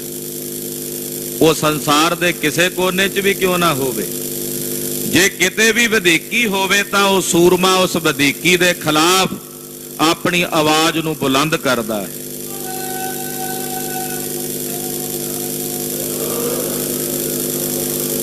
ਤੋ ਭਾਈ ਧਰਮ ਸਿੰਘ ਜੀ ਨੂੰ ਸਤਿਗੁਰਾਂ ਹੁਕਮ ਕੀਤਾ, ਤੁਸੀਂ ਜਾ ਕੇ ਸਿੰਘਾਂ ਦੀ ਅਗਵਾਈ ਕਰੋ, ਮੋਰਚੇ ਨੇੜੇ ਟੁਕਾ ਦਿਓ। ਆ ਜਿਹੜੇ ਦੋਖੀ ਨੇ, ਦੁਸ਼ਮਣ ਨੇ ਖਾਲਸੇ ਨਾਲ, ਅਸੀਂ ਕਈ ਦਿਨਾਂ ਦਾ ਇਹਨਾਂ ਨੂੰ ਸਮਝਾਇਆ ਕਿ ਅਸੀਂ ਲੜਨ ਨਹੀਂ ਆਏ ਤੁਹਾਡੇ ਨਾਲ, ਪਰ ਹੁਣ ਪਹਿਲ ਇਹਨਾਂ ਨੇ ਕੀਤੀ ਹੈ, ਵਾਅਦਾ ਇਹਨਾਂ ਨੇ ਕੀਤਾ ਹੈ, ਭਾਜੀ ਇਹਨਾਂ ਨੇ ਪਾਈ ਹੈ ਤੇ ਭਾਜੀ ਦੁੱਗਣੀ ਕਰਕੇ ਮੋੜਨੀ ਚਾਹੀਦੀ ਹੈ। ਖਾਲਸਾ ਭਾਜੀ ਰੱਖਦਾ ਨਹੀਂ ਹੈ, ਜਿਹਨੇ ਵੀ ਪਾਈ ਹੈ, ਜਿਸ ਨੇ ਵੀ ਪਾਈ ਹੈ ਖਾਲਸੇ ਨੇ ਉਹਦੀ ਭਾਜੀ ਮੋੜੀ ਹੈ। ਮਹਾਰਾਜ ਜੀ ਕਹਿੰਦੇ ਇਹਨਾਂ ਨੂੰ ਹੁਣ ਸੋਧਾ ਲਾਓ, ਇਹਨਾਂ ਨੂੰ ਇਹਨਾਂ ਦੀ ਕਰਨੀ ਦਾ ਫਲ ਭੁਗਤਾਓ। ਦੁਰਗ ਚੁਗਿਰ ਦੇ ਵਿਚਰਤ ਭਇਓ। ਕਿਲੇ ਦੇ ਚਾਰੇ ਪਾਸੇ ਸਿੰਘ ਜਾ ਕੇ ਵਿਚਰਨ ਲੱਗੇ, ਵੇਖਣ ਲੱਗੇ। ਭਾਈ ਧਰਮ ਸਿੰਘ ਜੀ ਮੁਆਇਨਾ ਕਰਦੇ ਨੇ ਕਿਲੇ ਦਾ। ਸਗਰੀ ਕਾਤ ਹੀਰ ਕਰ ਆਛੇ। ਕਿਲੇ ਦੇ ਚਾਰੇ ਪਾਸੇ ਫਿਰ ਕੇ ਵੇਖਿਆ ਵੀ ਕਿਲੇ ਦੀ ਕਿਹੜੀ ਕੰਧ ਨਰਮ ਹੈ, ਕਿਹੜੇ ਪਾਸਿਓਂ ਹਮਲਾ ਹੋ ਸਕਦਾ ਹੈ। ਕਿਲੇ ਦੇ ਚਾਰੇ ਪਾਸੇ ਵੇਖ ਕੇ ਮੁਆਇਨਾ ਕਰਕੇ ਹੀਲ ਕਰਨ ਕੋ ਚਿਤ ਮੈਂ ਬਾਛੇ। ਹੁਣ ਕਿਲੇ ਦੇ ਉੱਤੇ ਹਮਲਾ ਕਰਨ ਦੀ ਇੱਛਾ ਕਰਦੇ ਹਨ। ਰਤਨ ਸਿੰਘ ਤਵ ਦੌਰ ਤੇ ਆਇਓ। ਇਹਨੇ ਨੂੰ ਸਿੰਘਾਂ ਦੇ ਵਿੱਚ ਹੀ ਇੱਕ ਸਿੰਘ ਸੀ, ਭਾਈ ਰਤਨ ਸਿੰਘ। ਭਾਈ ਰਤਨ ਸਿੰਘ ਜੀ ਦੌੜ ਕੇ ਆਏ। ਸ਼੍ਰੀ ਪ੍ਰਭ ਸੰਗ ਉਪਾਉ ਬਤਾਇਓ। ਭਾਈ ਰਤਨ ਸਿੰਘ ਜੀ ਨੇ ਕਲਗੀਧਰ ਜੀ ਨੂੰ ਆ ਕੇ ਬੇਨਤੀ ਕੀਤੀ ਤੇ ਉਪਾਅ ਦੱਸਿਆ ਵੀ ਕਿਲਾ ਕਿਵੇਂ ਜਿੱਤਿਆ ਜਾ ਸਕਦਾ ਹੈ, ਕਿਲਾ ਕਿਵੇਂ ਸਰ ਕੀਤਾ ਜਾ ਸਕਦਾ ਹੈ। ਭਾਈ ਰਤਨ ਇਹ ਜੰਗ ਲੜਨਾ ਸਿਖਾ ਰਹੇ ਨੇ ਸਤਿਗੁਰੂ, ਇਹ ਖਾਲਸੇ ਦੀ ਟ੍ਰੇਨਿੰਗ ਹੈ। ਅੱਜ ਇਹ ਛੋਟਾ ਜਿਹਾ ਕਿਲਾ ਮਾਰਨਾ, ਮਹਾਰਾਜ ਜੀ ਚਾਹੁੰਦੇ ਨੇ ਮੇਰੇ ਖਾਲਸੇ ਨੇ ਆਉਣ ਵਾਲੇ ਸਮੇਂ 'ਚ ਜਮਰੋਦ ਵਰਗੇ ਕਿਲੇ ਵੀ ਫਤਿਹ ਕਰਨੇ ਆ, ਮੁਲਤਾਨ ਦੇ ਕਿਲੇ ਫਤਿਹ ਕਰਨੇ ਆ, ਪੇਸ਼ਾਵਰ ਦੇ ਕਿਲੇ ਫਤਿਹ ਕਰਨੇ ਆ, ਲਾਹੌਰ ਦੇ ਕਿਲੇ ਫਤਿਹ ਕਰਨੇ ਆ, ਦਿੱਲੀ ਦੇ ਕਿਲੇ ਫਤਿਹ ਕਰਨੇ ਆ। ਮਹਾਰਾਜ ਜੀ ਖਾਲਸੇ ਨੂੰ ਟ੍ਰੇਨਿੰਗ ਦੇ ਰਹੇ ਨੇ। ਭਾਈ ਰਤਨ ਸਿੰਘ ਜੀ ਮਹਾਰਾਜ ਜੀ ਕੋਲ ਆਏ, ਆ ਕੇ ਬੇਨਤੀ ਕਰਕੇ ਦੱਸਦੇ ਆ, ਮਹਾਰਾਜ ਇਹ ਕਿਲਾ ਏਦਾਂ ਫਤਿਹ ਕੀਤਾ ਜਾ ਸਕਦਾ ਜੋ ਮੈਂ ਵੇਖਿਆ ਹੈ। ਪੁੰਜ ਸਿੰਘ ਹੇਲੇ ਮੈਂ ਮਰੇ। ਜੇ ਆਪਾਂ ਨਗਰ ਦੇ ਵਿੱਚੋਂ ਹਮਲਾ ਕਰਦੇ ਆ ਤੇ ਬਹੁਤ ਸਾਰੇ ਸਿੰਘਾਂ ਦਾ ਨੁਕਸਾਨ ਹੋਵੇਗਾ, ਕਿਉਂਕਿ ਉਹ ਕਿਲੇ ਦੇ ਕੰਧਾਂ ਉੱਤੇ ਬੈਠੇ ਗੋਲੀਆਂ ਮਾਰਨਗੇ, ਉਹਦੇ ਨਾਲ ਸਿੰਘ ਜ਼ਖਮੀ ਹੋਣਗੇ, ਸਿੰਘ ਸ਼ਹੀਦ ਵੀ ਹੋਣਗੇ, ਸਾਡਾ ਨੁਕਸਾਨ ਵੱਧ ਹੋਵੇਗਾ। ਯਤਨ ਸੁਖੇਨ ਆਪੇ ਅਸ ਕਰੇ। ਮਹਾਰਾਜ ਇੱਕ ਯਤਨ ਜੋ ਮੈਂ ਵੇਖ ਕੇ ਆਇਆ ਆਲੇ ਦੁਆਲੇ ਭਾਂਪ ਕੇ, ਜੇ ਆਪ ਜੀ ਦੀ ਆਗਿਆ ਹੋਵੇ ਤਾਂ ਉਹ ਸੁਖੈਨ ਯਤਨ ਕਰਨਾ ਚਾਹੀਦਾ ਹੈ। ਇਹ ਪਰਬਤ ਸਿਰ ਤੋਪ ਚੜਾਵੋ। ਮਹਾਰਾਜ ਜੀ ਇਹ ਕਿਲਾ ਤੇ ਆ ਕਿਲੇ ਦੇ ਨਾਲ ਹੀ ਬਿਲਕੁਲ ਇੱਕ ਉੱਚਾ ਪਹਾੜ ਹੈ ਤੇ ਸਤਿਗੁਰੂ ਜੀ ਆਪ ਜੀ ਦੀਆਂ ਤੋਪਾਂ ਹਨ ਨਾਲ, ਤੇ ਇੱਕ ਤੋਪ ਉਸ ਪਹਾੜ ਦੇ ਉੱਤੇ ਚੜਾ ਦਿੱਤੀ ਜਾਵੇ। ਮੈਂ ਰੇਂਜ ਵੇਖ ਲਈ ਹੈ, ਉਸ ਪਹਾੜ ਤੋਂ ਜਦੋਂ ਤੋਪ ਦਾ ਗੋਲਾ ਦਾਗਾਂਗੇ ਸਿੱਧਾ ਕਿਲੇ ਦੇ ਅੰਦਰ ਡਿੱਗੇਗਾ। ਕਿਲਾ ਉੱਚਾ ਹੈ, ਕਿਲਾ ਨੀਵਾਂ ਹੈ, ਪਹਾੜ ਉੱਚਾ ਹੈ। ਉੱਚੇ ਥਾਂ ਤੋਂ ਗੋਲਾ ਮਾਰਨਾ ਵੀ ਸੌਖਾ, ਕਿਲਾ ਵੀ ਜਿੱਤ ਲਾਂਗੇ, ਸਾਡੇ ਬੰਦੇ ਵੀ ਨਹੀਂ ਮਰਨ ਲੱਗੇ। ਏਦਾਂ ਸਤਿਗੁਰੂ ਸੱਚੇ ਪਾਤਸ਼ਾਹ ਜੀ ਨੂੰ ਭਾਈ ਰਤਨ ਸਿੰਘ ਨੇ ਵਿਉਂਤਬੰਦੀ ਦੱਸੀ। ਤੈਂ ਥਿਰ ਕਰ ਗੋਰਾ ਚਲਵਾਵੋ। ਮਹਾਰਾਜ ਜੀ ਉਹ ਸਾਹਮਣੇ ਪਹਾੜ ਹੈ, ਪਹਾੜ ਦੇ ਉੱਤੇ ਤੋਪ ਚੜਾ ਕੇ ਉੱਥੇ ਤੋਪ ਖੜੀ ਕਰਕੇ ਉੱਥੋਂ ਗੋਲਾ ਦਾਗਿਆ ਜਾਵੇ। ਅੰਤਰ ਲਗੇ ਜਾਏ ਕਰ ਜਬੈ। ਤੇ ਮਹਾਰਾਜ ਉਹ ਗੋਲਾ ਜਦੋਂ ਕਿਲੇ ਦੇ ਅੰਦਰ ਜਾ ਕੇ ਡਿੱਗੇਗਾ, ਵੱਜੇਗਾ, ਡਰ ਧਰ ਨਿਕਸ ਜਾਏ ਰਿਪ ਸਬੈ। ਇਹ ਜਿੰਨੇ ਅੰਦਰ ਬੜੇ ਬੈਠੇ ਨੇ ਆਪੇ ਦਰਵਾਜ਼ੇ ਖੋਲ ਕੇ ਬਾਹਰ ਆਉਣਗੇ ਡਰ ਕੇ।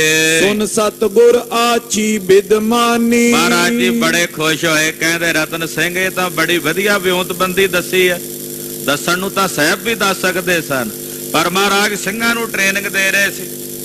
ਤੋ ਗਰੀਬ ਨਵਾਜ ਸਾਹਿਬ ਜੀ ਬੜੇ ਖੁਸ਼ ਹੋਏ, ਕਹਿੰਦੇ ਰਤਨ ਸਿੰਘ ਆ ਬੜੀ ਵਧੀਆ ਵਿਉਂਤਬੰਦੀ ਤੁਸਾਂ ਨੇ ਬਣਾਈ ਆ, ਸ਼ਾਬਾਸ਼ ਹੈ। ਤੋਪ ਚੜਾਵੋ ਸਬਨ ਬਖਾਨੀ, ਹੁਕਮ ਕੀਤਾ ਕਿ ਤੋਪ ਉਸ ਸਾਹਮਣੇ ਪਹਾੜ ਦੇ ਉੱਤੇ ਚੜਾਈ ਜਾਵੇ। ਤਬੇ ਖਾਲਸਾ ਮਿਲ ਕਰ ਚਾਲਾ, ਖਾਲਸੇ ਨੇ ਉਸੇ ਵੇਲੇ ਤੋਪ ਜਿਹੜੀ ਸੀ ਉਹ ਲੈ ਲਈ ਤੇ ਉੱਥੋਂ ਕਿਲੇ ਦੇ ਕੋਲੋਂ ਡੇਰਾ ਦੂਰ ਕਰ ਲਿਆ। ਲਈ ਤੋਪ ਚੜ ਗਿਰ ਤਤਕਾਲਾ, ਔਰ ਤੋਪ ਲੈ ਕੇ ਪਹਾੜ ਦੀ ਚੋਟੀ ਤੇ ਜਾ ਚੜੇ। ਥੈਲੀ ਡਾਰ ਕਸਿਓ ਜਬ ਗੋਰਾ, ਉਹਦੇ ਚ ਪਹਿਲਾਂ ਬਰੂਦ ਦੀ ਥੈਲੀ ਪਾਈ, ਬਰੂਦ ਦੀ ਥੈਲੀ ਪਾ ਕੇ ਉਤੋਂ ਗੋਲਾ ਪਾ ਕੇ ਉਹਨੂੰ ਠੋਕਿਆ ਤੇ ਫਿਰ ਪਿੱਛੋਂ ਤੋੜਾ ਤੁਖਾਇਆ, ਪਲੀਤਾ ਤੁਖਾਇਆ। ਬਾਂਦੀ ਸ਼ਿਸ਼ਤ ਪੋਰ ਕੀ ਓਰਾ, ਔਰ ਕਿਲੇ ਦਾ ਜਿਹੜਾ ਦਰਵਾਜ਼ਾ ਸੀ, ਦਰਵਾਜ਼ੇ ਦੀ ਸਿਸਤ ਬੰਨੀ ਨਿਸ਼ਾਨਚੀ ਨੇ, ਤੋਪਚੀ ਨੇ। ਜਿਹੜਾ ਕਿਲੇ ਦਾ ਦਰਵਾਜ਼ਾ ਸੀ, ਦਰਵਾਜ਼ੇ ਦੀ ਜਿਹੜੀ ਸੇਧ ਸੀ, ਨਿਸ਼ਾਨਾ, ਉਹ ਤੋਪਚੀ ਨੇ ਲਾਇਆ।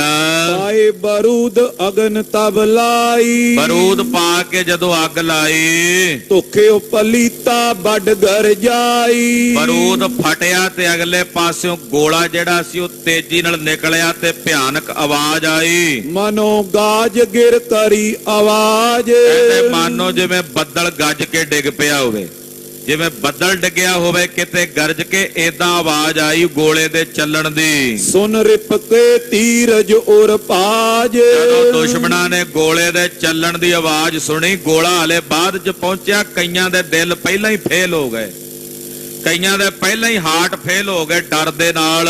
ਗੋਰਾ ਲਗਿਓ ਪੋਰ ਮੈਂ ਜਾਈ, ਤੇ ਵੇਖੋ ਨਿਸ਼ਾਨਾ ਵੀ ਇਹੋ ਜਿਹਾ ਨਿਸ਼ਾਨਚੀ ਨੇ, ਤੋਪਚੀ ਨੇ ਲਾਇਆ ਕਿ ਉਹ ਸਿੱਧਾ ਕਿਲੇ ਦੇ ਦਰਵਾਜ਼ੇ ਵਿੱਚ ਆ ਕੇ ਗੋਲਾ ਵੱਜਾ। ਪੁਨ ਕਸ ਕਰ ਤਤਕਾਲ ਚਲਾਈ, ਦੁਬਾਰਾ ਫਿਰ ਗੋਲਾ ਪਾ ਕੇ ਦੂਸਰਾ ਗੋਲਾ ਕੱਸ ਕੇ ਦਾਗਿਆ, ਚਲਾਇਆ। ਇਸੀ ਰੀਤ ਗੋਰੇ ਦ્વੈ ਚਾਰੇ, ਕਹਿੰਦੇ ਏਦਾਂ 2-4 ਗੋਲੇ ਜਦੋਂ ਹੋਰ ਚਲਾਏ ਤੋਪ ਵਿੱਚੋਂ, ਔਰ ਵਿਖੇ ਕੇ ਵਿੱਚ ਪਟ ਮਾਰੇ। ਜਿਹੜੇ ਉਹ ਦਰਵਾਜ਼ੇ ਦੇ ਵਿੱਚ ਬੈਠੇ ਸੀ ਨਾ, ਸੂਰਮੇ ਬਗੌਰ ਦੇ ਕਿਲੇ ਦੇ, ਉਹ ਜਿਹੜੇ ਕਿਲੇ ਦੇ ਵਿੱਚ ਬੈਠੇ, ਦਰਵਾਜ਼ੇ ਦੇ ਕੋਲ ਜਿਹੜੇ ਅੱਗੇ ਬੈਠੇ ਹੁੰਦੇ ਨੇ, ਉਹ ਤਾਂ ਮਾਰ ਦਿੱਤੇ। ਮਿਰਤਕ ਦੇਖ ਕਰ ਉਪਜਿਓ ਤਰਾਸਾ, ਜਦੋਂ ਦਰਵਾਜ਼ੇ ਦੇ 5-7 ਬੰਦੇ ਉਹਨਾਂ ਦੇ ਮਰ ਗਏ, ਬਾਕੀ ਜਿਹੜੇ ਅੰਦਰ ਸੀ ਉਹਨਾਂ ਮਰਿਆਂ ਨੂੰ ਵੇਖ ਕੇ ਉਹਨਾਂ ਦੇ ਹੌਸਲੇ ਢਹਿ ਗਏ, ਉਹਨਾਂ ਦੇ ਦਿਲ ਕੰਬਣ ਲੱਗੇ, ਭੈ ਭੀਤ ਹੋਣ ਲੱਗੇ। ਲਖਿਓ ਕੇ ਸਭ ਕੋ ਹੋਏ ਬਿਨਾਸਾ, ਜਾਣ ਲਿਆ ਵੀ ਹੁਣ ਨਹੀਂ ਬਚਦੇ, ਹੁਣ ਤਾਂ ਸਾਰੇ ਮਰਾਂਗੇ, ਅੰਦਰ ਸਾਰਿਆਂ ਦਾ ਵਿਨਾਸ਼ ਹੋਵੇਗਾ। ਹੇਲਾ ਕਾਲਨ ਤੇ ਹੱਥ ਤੀਰ, ਹੁਣ ਹੱਲਾ ਕਰਨ ਦੀ ਬਜਾਏ ਉਹਨਾਂ ਦਾ ਧੀਰਜ ਖਤਮ ਹੋ ਗਿਆ। ਹਮਲਾ ਕਰਨ ਲਈ ਧੀਰਜ ਚਾਹੀਦਾ, ਕਿਲਿਆਂ ਨਾਲ, ਸ਼ਸਤਰਾਂ ਨਾਲ ਕੱਲੇ ਹਮਲੇ ਨਹੀਂ ਹੁੰਦੇ, ਹਮਲੇ ਕਰਨ ਵਾਸਤੇ ਹੌਸਲੇ ਚਾਹੀਦੇ ਐ। ਉਹ ਹੌਸਲਾ ਇਹਨਾਂ ਦੇ ਅੰਦਰ ਨਹੀਂ ਰਿਹਾ। ਉੱਪਰ ਚੜੇ ਪਰਮਾਇਓ ਚੀਰ, ਅਖੀਰ ਨੂੰ ਕਿਲੇ ਦੀ ਕੰਧ ਤੇ ਚੜ ਕੇ ਚਿੱਟੇ ਰੰਗ ਦਾ ਕੱਪੜਾ ਰੱਖ ਕੇ ਨਾ, ਡੰਡੇ ਤੇ ਬੰਨ ਕੇ ਉਹ ਇਹਨਾਂ ਨੇ ਫੇਰਿਆ ਤੇ ਸ਼ਾਂਤੀ ਕਰਨ ਵਾਸਤੇ ਸੰਕੇਤ ਦਿੱਤਾ। ਮਹਾਰਾਜ ਬਖਸ਼ ਲੋ ਦੂਰੋਂ ਹੀ, ਨਾਲੇ ਉਹ ਚਿੱਟੇ ਰੰਗ ਦਾ ਕੱਪੜਾ ਫੇਰਦੇ ਆ, ਨਾਲੇ ਆਪਣੇ ਵੱਲੋਂ ਸ਼ਾਂਤੀ ਦਾ ਸੰਕੇਤ ਦਿੰਦੇ ਆ। ਪਾਦੜੀ ਚੰਦ ਰੱਖ ਲਿਓ ਗੁਰੂ ਦੇਵ ਜੀਵਦਾਨ, ਬੋਲੇ ਰੱਖ ਲੋ ਗੁਰੂ ਜੀ, ਸਾਨੂੰ ਜੀਵਨ ਦਾਨ ਦੇ ਦਿਓ। ਜੇ ਇਦਾਂ ਪਹਿਲਾਂ ਹੀ ਆ ਜਾਂਦੇ ਤੇ ਨੁਕਸਾਨ ਤਾਂ ਨਾ ਹੁੰਦਾ, ਜਾਂ ਜਦੋਂ ਪਹਿਲਾਂ ਉਹਨਾਂ ਮਾਲੀਆਂ ਨਾਲ, ਊਂਠਾਂ ਵਾਲੇ ਸੇਵਾਦਾਰਾਂ ਦੀ ਲੜਾਈ ਹੋਈ, ਉਦੋਂ ਆ ਕੇ ਬੇਨਤੀ ਕਰ ਲੈਂਦੇ। ਪਰ ਪਹਿਲਾਂ ਇਹਨਾਂ ਨੂੰ ਆਪਣਾ ਗਰੂਰ ਸੀ ਵੀ ਸਾਡੇ ਕੋਲ ਕਿਲਾ, ਸਾਡੇ ਕੋਲ ਸੈਨਾ ਵੀ ਹੈ, ਹਥਿਆਰ ਵੀ ਨੇ। ਹੁਣ ਜਦੋਂ ਵੇਖਿਆ ਨਹੀਂ ਪਿਆ ਜ਼ੋਰ ਚੱਲਦਾ, ਤੇ ਫਿਰ ਕਹਿੰਦੇ ਚਿੱਟੇ ਰੰਗ ਦਾ ਕੱਪੜਾ ਫੇਰ ਕੇ ਮਹਾਰਾਜ ਜੀ ਨੂੰ ਕਹਿੰਦੇ, ਸਤਿਗੁਰੂ ਰੱਖ ਲਓ, ਸਾਨੂੰ ਜੀਵਨ ਦਾਨ ਦੇ ਦਿਓ। ਹਮ ਨਿਕਸ ਜਾਏ ਜੇ ਬਚੇ ਪ੍ਰਾਨ, ਜੇ ਸਾਡੇ ਪ੍ਰਾਣ ਬਚ ਜਾਣ ਤੇ ਅਸੀਂ ਇਸ ਕਿਲੇ ਚੋਂ ਨਿਕਲ ਜਾਵਾਂਗੇ। ਇਮ ਸੁਨੀ ਖਾਲਸੇ ਅਰਜ਼ ਦੀਨ, ਜਦੋਂ ਇਹਨਾਂ ਦੀ ਇਹ ਅਰਜ਼ ਖਾਲਸੇ ਨੇ ਸੁਣੀ, ਲੀਨੇ ਨਿਕਾਸ ਪੁਨ ਜਾਨ ਦੀਨ, ਇਹਨਾਂ ਸਾਰਿਆਂ ਨੂੰ ਕੱਢ ਲਿਆ ਤੇ ਬਿਨਾਂ ਕਿਸੇ ਦਾ ਜਾਨੀ ਨੁਕਸਾਨ ਕੀਤਿਆਂ ਸਭ ਨੂੰ ਜਾਣ ਦਿੱਤਾ। ਇਹ ਨਹੀਂ ਕਿ ਖਾਲਸੇ ਨੇ ਇਹਨਾਂ ਤੇ ਫਿਰ ਜਦੋਂ ਬਾਹਰ ਨਿਕਲੇ ਤੇ ਮਾਰਿਆ। ਇਹਨਾਂ ਦਾ ਬਿਨਾਂ ਕਿਸੇ ਪ੍ਰਕਾਰ ਦਾ ਜਾਨੀ ਨੁਕਸਾਨ ਕੀਤਿਆਂ ਕਿਲੇ ਚੋਂ ਇਹਨਾਂ ਨੂੰ ਬਾਹਰ ਕੱਢਿਆ। ਗੜ ਨਗਰ ਮਾਰ ਫਿਰ ਦੁਰਗ ਚੀਨ। ਕਹਿੰਦੇ ਪਹਿਲਾਂ ਨਗਰ ਫਤਿਹ ਕੀਤਾ, ਫਿਰ ਕਿਲਾ ਵੀ ਖਾਲਸੇ ਨੇ ਜਿੱਤ ਕੇ ਉਹਦੇ ਤੇ ਆਪਣਾ ਕੇਸਰੀ ਨਿਸ਼ਾਨ ਝੁਲਾਇਆ। ਕਿਲੇ ਦੇ ਉੱਤੇ ਖਾਲਸੇ ਨੇ ਫਤਿਹ ਪ੍ਰਾਪਤ ਕੀਤੀ। ਗਨ ਸੋਜ ਅਨਿਕ ਸਭ ਲੂਟ ਲੀਨ। ਔਰ ਕਿਲੇ ਦੇ ਵਿੱਚ ਜਿੰਨਾ ਸਾਜੋ ਸਮਾਨ ਸੀ, ਹਥਿਆਰ ਸ਼ਸਤਰ ਸਨ, ਜੋ ਕੁਝ ਵੀ ਸੀ, ਉਹ ਖਾਲਸੇ ਨੇ ਆਪਣੇ ਕਬਜ਼ੇ 'ਚ ਕਰ ਲਿਆ। ਇੱਕ ਸਿੰਘ ਗੁਰੂ ਟਿਕ ਜਾਏ ਧਾਏ। ਇਹਨੇ ਨੂੰ ਇੱਕ ਸਿੰਘ ਦੌੜ ਕੇ ਘੋੜਾ ਭਜਾ ਕੇ ਸਤਿਗੁਰੂ ਕਲਗੀਧਰ ਜੀ ਕੋਲ ਗਿਆ। ਸਭ ਕਈ ਖਬਰ ਜਿਮ ਜੀਤ ਪਾਏ। ਜਿਵੇਂ ਕਿਲਾ, ਕਿਉਂਕਿ ਸਤਿਗੁਰੂ ਜੀ ਨਗਰ ਦੇ ਬਾਹਰ ਸਨ, ਜਿਵੇਂ ਸਤਿਗੁਰਾਂ ਨੇ ਕਿਲਾ ਜਿੱਤਿਆ, ਉਹ ਸਾਰੀ ਜਿਵੇਂ ਸਿੰਘਾਂ ਨੇ ਕਿਲੇ ਦੇ ਉੱਤੇ ਫਤਿਹ ਪ੍ਰਾਪਤ ਕੀਤੀ ਹੈ, ਉਹ ਖਬਰ ਜਾ ਕੇ ਖਾਲਸੇ ਨੇ ਸਿੰਘਾਂ ਨੇ ਮਹਾਰਾਜ ਜੀ ਨੂੰ ਦੱਸੀ। ਪ੍ਰਭ ਪਿਖੈ ਦੁਰਗ ਪਰਖਾ ਵਿਸਾਲ। ਮਹਾਰਾਜ ਜੀ ਚੱਲ ਕੇ ਕਿਲਾ ਵੇਖੋ, ਕਿਲਾ ਬੜਾ ਸੋਹਣਾ ਬਣਿਆ ਹੋਇਆ, ਚਾਰੇ ਪਾਸੇ ਕਿਲੇ ਦੇ ਬੜੀ ਵਧੀਆ ਪਰਖਾ ਕਹਿੰਦੇ ਨੇ ਖਾਈ ਨੂੰ, ਖਾਈ ਬਣੀ ਹੋਈ ਹੈ। ਅਕਸਰ ਪੁਰਾਣੇ ਕਿਲਿਆਂ ਦੇ ਆਲੇ ਦੁਆਲੇ ਪਾਣੀ ਦੀ ਇੱਕ ਹੰਸਲੀ ਜੀ ਬਣਾ ਦਿੱਤੀ ਜਾਂਦੀ ਸੀ, ਡੂੰਗੀ ਖਾਈ ਬਣਾ ਦਿੱਤੀ ਜਾਂਦੀ ਸੀ, ਤਾਂ ਜੋ ਕੋਈ ਸੁਰੰਗ ਲਾ ਕੇ ਅੰਦਰ ਨਾ ਜਾ ਸਕੇ। ਤੇ ਜੇ ਕੋਈ ਸੁਰੰਗ ਲਾਵੇਗਾ, ਉਹ ਪਾਣੀ ਅੰਦਰ ਜਾਏਗਾ, ਪਾਣੀ ਵਿੱਚ ਉਹਨਾਂ ਦਾ ਸਾਹ ਲੈਣਾ ਔਖਾ ਹੋਵੇਗਾ। ਡੂੰਘੀਆਂ ਡੂੰਘੀਆਂ ਖਾਈਆਂ ਹੁੰਦੀਆਂ ਸੀ। ਮਹਾਰਾਜ ਜੀ ਨੂੰ ਕਹਿੰਦੇ ਸਤਿਗੁਰੂ ਜੀ, ਕਿਲੇ ਦੇ ਚਾਰੇ ਪਾਸੇ ਬੜੀ ਵਧੀਆ ਡੂੰਘੀ ਖਾਈ ਬਣੀ ਹੋਈ ਹੈ, ਵਿੱਚ ਕੂਪ ਲਰਨ ਕੀ ਸੋਜ ਜਾਲ। ਮਹਾਰਾਜ ਜੀ ਕਿਲੇ ਦੇ ਅੰਦਰ ਖੂਹ ਹੈ ਪਾਣੀ ਦਾ ਬੜਾ ਸੋਹਣਾ, ਤੇ ਲੜਨ ਦਾ ਬੜਾ ਸਾਜੋ ਸਮਾਨ ਵੀ ਪਿਆ ਹੋਇਆ ਹੈ। ਬਹੁ ਅੰਨ ਕ੍ਰਿਤ ਮਿਸ਼ਟਾਨ ਚੀਰ। ਫਿਰ ਰਸਤ ਬਸਤ ਬੜੀ ਪਈ ਆ, ਅੰਦਰ ਅੰਨ ਵੀ ਪਿਆ ਹੋਇਆ, ਜਿੰਨੇ ਮਹੀਨੇ ਮਰਜ਼ੀ ਅੰਦਰ ਰਹਿ ਕੇ ਲੜ ਸਕਦੇ ਆਪਾਂ, ਜੇ ਲੜਾਈ ਹੋਵੇ ਤਾਂ। ਜੇ ਅੰਦਰ ਲੜਨਾ ਪੈ ਜੇ ਕਿਲੇ ਦੇ ਵਿੱਚ, ਮਹਾਰਾਜ ਬਹੁਤ ਸਾਰੀਆਂ ਰਸਤਾਂ ਬਸਤਾਂ, ਅੰਨ ਘਿਓ ਖੰਡ ਬਹੁਤ ਕੁਝ ਅੰਦਰ ਪਿਆ ਹੋਇਆ। ਸਭ ਗਏ ਤਿਆਗ ਡਰ ਧਾਰ ਪੀਰੂ। ਕਿਉਂਕਿ ਜਿਹੜੇ ਇੱਥੇ ਕਿਲੇ ਵਿੱਚ ਆਏ ਸੀ ਬਾਗੀ ਹੋ ਕੇ, ਉਹ ਸਾਰੇ ਕਿਲਾ ਛੱਡ ਕੇ ਭੱਜ ਗਏ ਨੇ ਕਾਇਰ ਬਣ ਕੇ। ਸੁਨ ਦਇਆ ਸਿੰਧ ਸੈਂਧਵ ਮੰਗਾਏ। ਸੁਣ ਕੇ ਦਇਆ ਸਿੰਧ ਕਲਗੀਧਰ ਜੀ ਨੇ ਆਪਣਾ ਘੋੜਾ ਮੰਗਾਇਆ। ਹੋਏ ਕਰ ਅਰੋ ਤਿਤ ਦਿਸ਼ ਚਲਾਏ। ਘੋੜੇ ਤੇ ਸਵਾਰ ਹੋ ਕੇ ਕਿਲਾ ਵੇਖਣ ਵਾਸਤੇ ਮਹਾਰਾਜ ਜੀ ਉਸੇ ਪਾਸੇ ਚੱਲ ਪਏ। ਇੱਕ ਧਰਮ ਸਿੰਘ ਬਰ ਵੀਰ ਸੰਗ। ਕੱਲੇ ਭਾਈ ਧਰਮ ਸਿੰਘ ਜੀ ਨੂੰ ਆਪਣੇ ਨਾਲ ਸਤਿਗੁਰੂ ਜੀ ਨੇ ਲਿਆ। ਤਜ ਸਿਵਰ ਚਲੇ ਜਿਤ ਦੁਰਗ ਭੰਗ।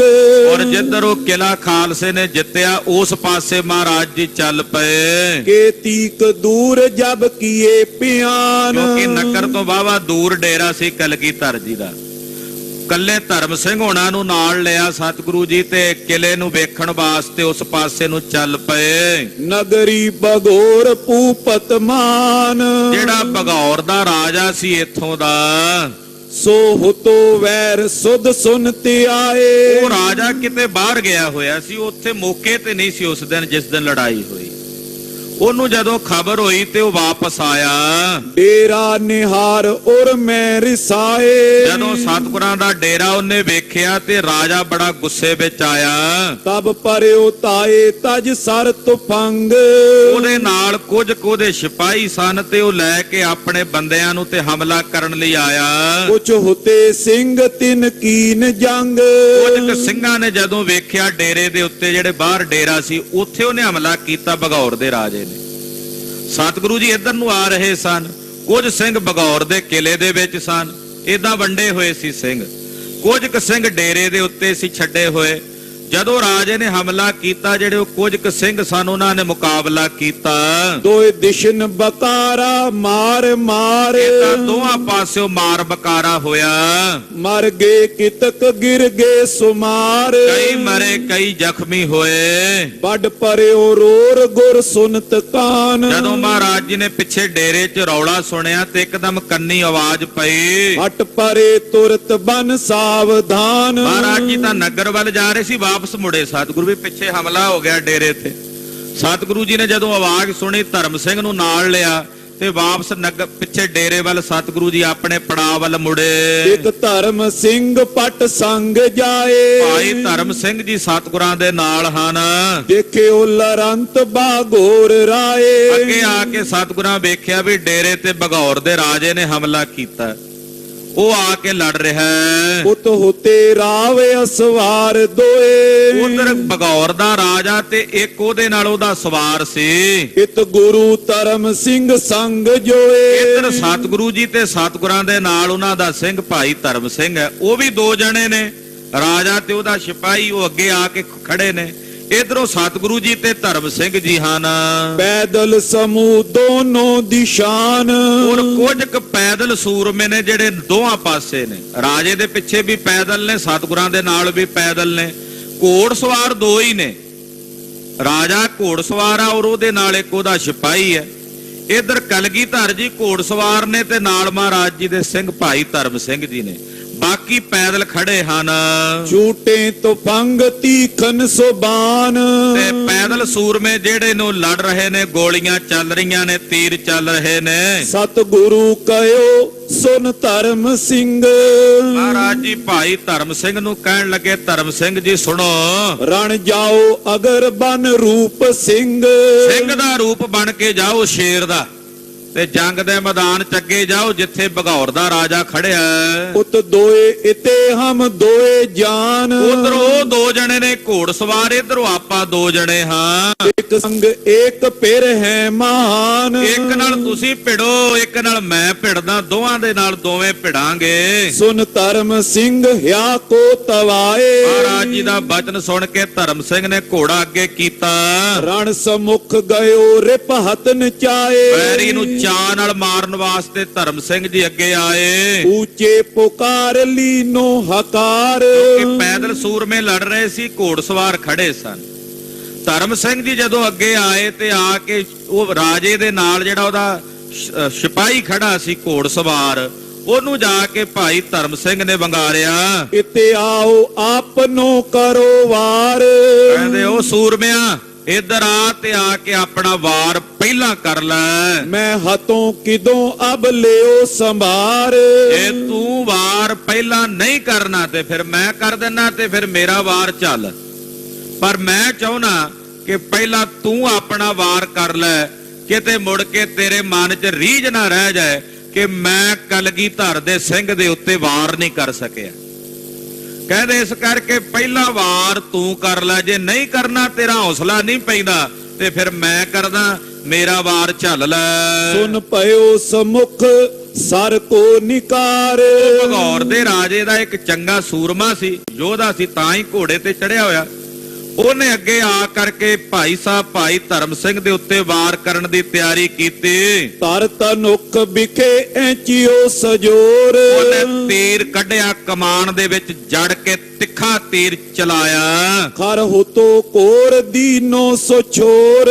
ਬੜਾ ਤਿੱਖਾ ਤੀਰ, ਭਿਆਨਕ ਤੀਰ ਸੀ, ਉਹਨੇ ਚਲਾਇਆ ਭਾਈ ਧਰਮ ਸਿੰਘ ਦਾ ਨਿਸ਼ਾਨਾ ਲਾ ਕੇ। ਪਿਖ ਧਰਮ ਸਿੰਘ ਹਿਆ ਕੋ ਚਲਾਏ। ਧਰਮ ਸਿੰਘ ਜੀ ਨੇ ਤੀਰ ਆਉਂਦਾ ਵੇਖ ਕੇ ਘੋੜਾ ਤੋਰ ਲਿਆ। ਹਰ ਤੀਰ ਸਮੁਖ ਤੇ ਤਨ ਬਚਾਏ। ਔਰ ਉਹਦੇ ਚਲਾਏ ਹੋਏ ਤੀਰ ਤੋਂ ਆਪਣਾ ਆਪ ਬਚਾ ਲਿਆ। ਆਪਨੋ ਖਤੰਗ ਲੀਨੋ ਨਿਕਾਰ। ਭਾਈ ਧਰਮ ਸਿੰਘ ਨੇ ਹੁਣ ਆਪਣਾ ਤੀਰ ਕੱਢ ਕੇ ਚਲੇ ਤੇ ਚਾੜਿਆ। ਵਿੱਚ ਪੰਚ ਫੋਕ ਤਰ ਕੇ ਸੁਧਾਰ। ਉਹਦੀ ਪੰਚ ਜਿਹੜੀ ਪਿਛਲੀ ਬਾਗੜ ਹੁੰਦੀ ਆ ਤੀਰ ਦੀ, ਉਹ ਤੰਦੀ ਤੇ ਰੱਖ ਕੇ ਭਾਈ ਧਰਮ ਸਿੰਘ ਨੇ ਖਿੱਚਿਆ। ਐਚਤ ਸ਼ਿਤਾਬ ਰਿਪ ਕੇ ਪ੍ਰਹਾਰ। ਔਰ ਬਲ ਦੇ ਨਾਲ, ਬੜੀ ਫੁਰਤੀ ਦੇ ਨਾਲ ਖਿੱਚ ਕੇ ਉਹਦਾ ਨਿਸ਼ਾਨਾ ਲਾ ਕੇ ਤੀਰ ਚਲਾਇਆ। ਲੱਗ ਗਿਓ ਹਿਰਦੇ ਪਰਵੇਸ਼ੋ ਮਝਾਰ। ਭਾਈ ਸਾਹਿਬ ਭਾਈ ਧਰਮ ਸਿੰਘ ਜੀ ਦੀ ਕਮਾਨ ਚੋਂ ਉੱਡਣੇ ਸੱਪ ਵਾਂਗੂ ਤੀਰ ਛੂਕਦਾ ਹੋਇਆ ਗਿਆ ਔਰ ਉਹਦੇ ਦਿਲ ਵਾਲੀ ਥਾਂ ਤੇ ਵੱਜ ਕੇ ਪਾਰ ਨਿਕਲ ਗਿਆ। ਯਾ ਤਰੇ ਗਿਰਿਓ ਖਪਰਾ ਲਗੰਤ। ਔਰ ਉਹ ਵੱਡਾ ਸੂਰਮਾ ਭਾਈ ਧਰਮ ਸਿੰਘ ਦੇ ਤੀਰ ਨਾਲ ਉਸੇ ਵੇਲੇ ਘੋੜੇ ਤੋਂ ਉਛਲ ਕੇ ਜ਼ਮੀਨ ਤੇ ਡਿੱਗ ਪਿਆ ਤੇ ਉਹਦੇ ਪ੍ਰਾਣ ਉਹਦੇ ਸਰੀਰ ਚੋਂ ਉੜਨ ਪੰਖੇਰੂ ਹੋ ਗਏ।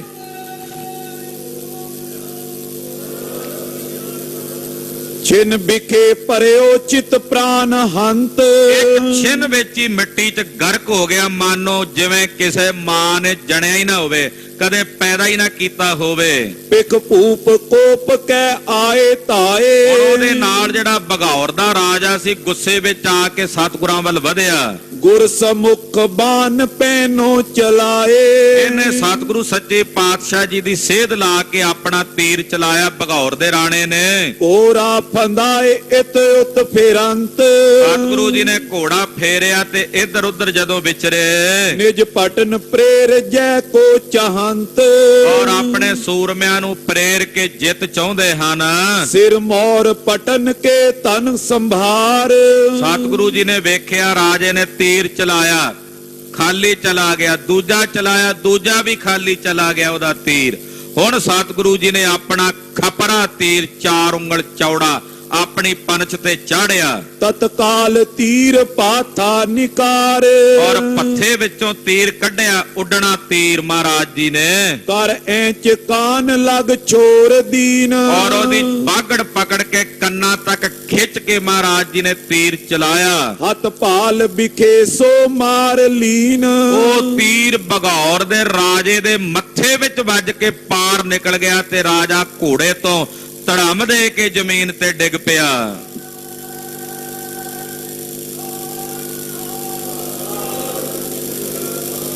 ਜਬ ਦੋਹਨ ਪ੍ਰਾਨ ਤਿਆਗੇ ਨਿਹਾਰ। ਇਹਦਾ ਰਾਜਾ ਤੇ ਉਹਦਾ ਸਿਪਾਹੀ ਜਿਹੜਾ ਚੰਗਾ ਅਹਿਲਕਾਰ ਸੀ ਉਹਦਾ ਦੋਵੇਂ ਜਦੋਂ ਮਾਰੇ ਗਏ। ਸਭ ਭਜੀ ਚਮੂਨੇ ਤੀਰ ਧਾਰ। ਜਿਹੜੇ ਉਹਦੇ ਨਾਲ ਪੈਦਲ ਸੂਰਮੇ ਸੀ ਉਹ ਭੱਜ ਗਏ। ਹੁਣ ਰਾਜੇ ਬਿਨਾਂ ਸੂਰਮਿਆਂ ਨੇ ਕੀ ਲੜਨਾ ਸੀ, ਉਹ ਉਸੇ ਵੇਲੇ ਭੱਜ ਗਏ। ਪਾਜੇ ਬਿਲੋਕ ਬਰਜੈ ਕਿਰਪਾਲ। ਜਦੋਂ ਭੱਜ ਗਏ ਤੇ ਸਿੰਘ ਪਿੱਛੇ ਦੌੜੇ ਉਹਨਾਂ ਦੇ।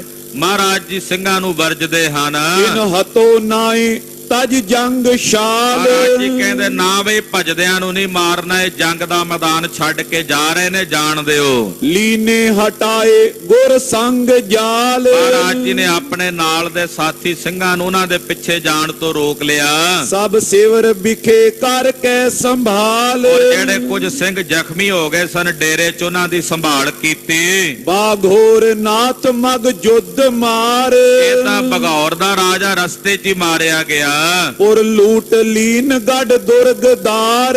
ਨਗਰ ਤੇ ਵੀ ਜਿੱਤ ਪ੍ਰਾਪਤ ਕਰ ਲਈ ਤੇ ਕਿਲੇ ਦੇ ਉੱਤੇ ਵੀ ਵੱਡਾ ਕਿਲਾ ਸੀ ਉਹਦੇ ਤੇ ਵੀ ਜਿੱਤ ਪ੍ਰਾਪਤ ਕਰ ਲਈ। ਇਮ ਵਿਜੇ ਕੀਨ ਤਿਸ ਦੇਸ਼ ਬੀਚ। ਤਾਂ ਰਾਜਸਥਾਨ ਦੇ ਇਸ ਇਲਾਕੇ ਵਿੱਚ ਮਹਾਰਾਜ ਜੀ ਨੇ ਰਾਜਪੁਤਾਨੇ ਦੇ ਰਾਜਾਂ ਵਿੱਚ ਇਹ ਬਗੌਰ ਰਿਆਸਤ ਦੇ ਉੱਤੇ ਜਿੱਤ ਪ੍ਰਾਪਤ ਕੀਤੀ, ਨਗਰ ਤੇ ਜਿੱਤ ਪ੍ਰਾਪਤ ਕੀਤੀ। ਜਸ ਕਰਤ ਸਕਲ ਨਰ ਊਚ ਨੀਚ। ਜਿਹੜਾ ਸੁਣਦਾ ਮਹਾਰਾਜ ਜੀ ਦਾ ਜਸ ਕਰਦਾ ਕਿ ਇਹਨਾਂ ਬਗੌਰ ਵਾਲਿਆਂ ਦੀ ਗਲਤੀ ਸੀ, ਇਹਨਾਂ ਵਧੀਕੀ ਕੀਤੀ ਹੈ, ਉਹਨਾਂ ਨੂੰ ਆਪਣੀ ਕਰਨੀ ਦਾ ਫਲ ਭੁਗਤਣਾ ਪੈਣਾ ਸੀ। ਕਰ ਦਿਓ ਕੂਚ ਡੇਰਾ ਕਿਰਪਾਲ।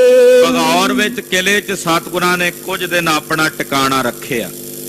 ਔਰ ਫਿਰ ਇੱਥੋਂ ਹੁਣ ਸਤਿਗੁਰਾਂ ਕਿਹੜਾ ਇੱਥੇ ਪੱਕਾ ਡੇਰਾ ਰੱਖਣਾ ਸੀ।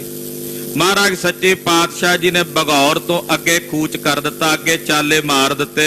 ਨਿਜ ਸੁਪੱਟ ਸਬਨ ਕੀ ਕਰ ਸੰਭਾਲ। ਜਿਹੜੇ ਸੂਰਮੇ ਜ਼ਖਮੀ ਹੋਏ, ਕੁਝ ਕੁ ਸ਼ਹੀਦ ਵੀ ਹੋਏ, ਉਹਨਾਂ ਨੂੰ ਸੰਸਕਾਰ ਕਰਨ ਤੋਂ ਬਾਅਦ ਜ਼ਖਮੀਆਂ ਦੀ ਮਲਮ ਪੱਟੀ ਕਰਕੇ ਜਦੋਂ ਰਾਜੀ ਹੋ ਗਏ, ਨਰੋਏ ਹੋ ਗਏ, ਫਿਰ ਮਹਾਰਾਜ ਜੀ ਨੇ ਇੱਥੋਂ ਉਹਨਾਂ ਦੀ ਸੰਭਾਲ ਕਰਕੇ ਚਾਲਾ ਮਾਰਿਆ। ਗੁਰ ਕਈ ਖਾਲਸੇ ਸਨ ਸੁਨਾਏ। ਖਾਲਸੇ ਨੂੰ ਸਤਿਗੁਰੂ ਜੀ ਨੇ ਬਚਨ ਕੀਤਾ। ਅਬ ਰਣ ਸੁਲਤਾਨੀ ਕੋ ਕਰਾਏ। ਮਹਾਰਾਜ ਜੀ ਕਹਿੰਦੇ ਖਾਲਸਾ ਜੀ ਹੁਣ ਬਾਦਸ਼ਾਹਾਂ ਦੀ ਲੜਾਈ ਕਰਾਵਾਂਗੇ। ਬਾਦਸ਼ਾਹ ਬਚਨ ਕੀਤਾ, ਕਹਿੰਦੇ ਹੁਣ ਸੁਲਤਾਨੀਆਂ ਦੀ ਯਾਨੀ ਕਿ ਬਾਦਸ਼ਾਹਾਂ ਦੀ ਲੜਾਈ ਕਰਾਵਾਂਗੇ। ਕਰ ਹਾਰ ਜੀਤ ਸਗਰੋ ਨਿਹਾਰ। ਔਰ ਉਹਨਾਂ ਦੀ ਹਾਰ ਤੇ ਜਿੱਤ ਹੋਵੇਗੀ, ਸਾਰੇ ਵੇਖਣਗੇ ਉਹਨਾਂ ਬਾਦਸ਼ਾਹਾਂ ਦੀ ਲੜਾਈ ਨੂੰ। ਮਰ ਰਹੇ ਤੁਰਕ ਦੋਏ ਦਿਸ਼ ਜੁਝਾਰ। ਹੁਣ ਤੁਰਕ ਕੇ ਮਰਨਗੇ ਦੋਹਾਂ ਪਾਸਿਓਂ, ਦੋਹਾਂ ਪਾਸਿਓਂ ਤੁਰਕਾਂ ਦੀਆਂ ਫੌਜਾਂ ਹੀ ਮਰਨਗੀਆਂ ਦੋਹਾਂ ਬਾਦਸ਼ਾਹਾਂ ਦੀ ਲੜਾਈ ਵਿੱਚ। ਕਰਤਾਰ ਦੇ ਸੋ ਤਖਤ ਪਾਏ। ਹੁਣ ਜਿਹਨੂੰ ਕਰਤਾ ਪੁਰਖ ਤਖਤ ਦੇਵੇਗਾ ਉਸੇ ਨੂੰ ਹਿੰਦੁਸਤਾਨ ਦਾ ਤਖਤ ਪ੍ਰਾਪਤ ਹੋਵੇਗਾ। ਬਾਦੀ ਦਿਲੇਸ਼ ਜੀਵਨ ਬਿਹਾਏ। ਕਿਉਂਕਿ ਬਾਦੀ ਦਿਲੇਸ਼ ਔਰੰਗਜ਼ੇਬ ਆਪਣਾ ਜੀਵਨ ਬਤੀਤ ਕਰ ਗਿਆ, ਮਰ ਗਿਆ। ਸੁਨ ਪਨੇ ਸਿੰਘ ਵੱਡ ਪੁੱਤਰ ਲੀਨ। ਸੁਣ ਕੇ ਸਿੰਘ ਕਹਿੰਦੇ ਮਹਾਰਾਜ ਬਾਦਸ਼ਾਹ ਤਾਂ ਬਣ ਗਿਆ, ਤਾਰਾ ਆਜ਼ਮ ਉਹ ਵੱਡਾ ਪੁੱਤਰ ਔਰੰਗਜ਼ੇਬ ਦਾ। ਮਹਾਰਾਜ ਹੁਣ ਲੜਾਈ ਕਾਹਦੀ ਹੋਣੀ ਹੈ?